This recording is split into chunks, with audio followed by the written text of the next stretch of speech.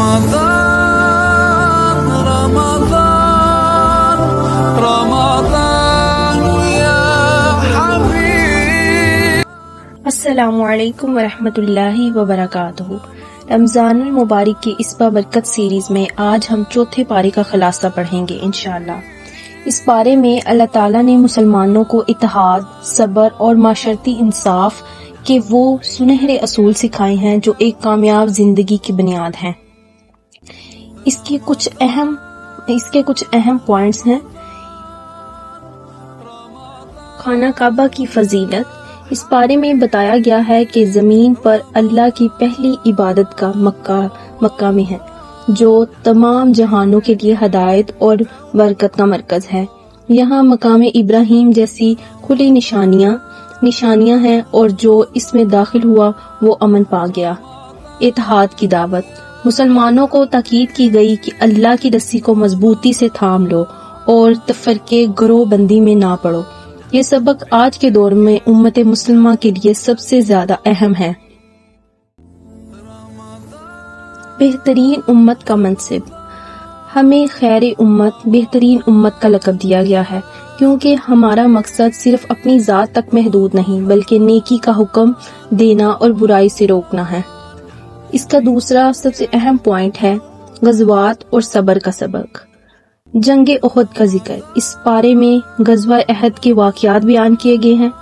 یہاں ہمیں سکھایا گیا ہے کہ کامیابی صرف اسلحے سے نہیں بلکہ اللہ کی اطاعت اور نظم و ضبط سے ملتی ہے. کامیابی کے 4 اصول. سب سے پہلا اصول صبر. مشکلات میں ثابت قدم رہیں. رابطہ. دین کی حفاظت کے لیے تیاری رکھنا. تقوی. اللہ کا ڈر دل میں رکھنا. اس کا تیسرا پوائنٹ ہے معاشرتی اصلاح اور حقوق. یتیموں کے حقوق. یتیموں کے مال کی حفاظت اور ان کے ساتھ انصاف کرنے پر بہت زور دیا گیا ہے. ان کا حق مارنے والوں کے لیے سخت وعید سنائی گئی ہے. خاندانی قوانین اور نکاح. یہاں بتایا گیا ہے کہ اگر کوئی مرد ایک سے زیادہ نکاح کرنا چاہے تو اسے انصاف کی کڑی شرط پوری کرنی ہوگی. اگر انصاف نہ کر سکے تو وہ ایک ہی نکاح بہتر ہے.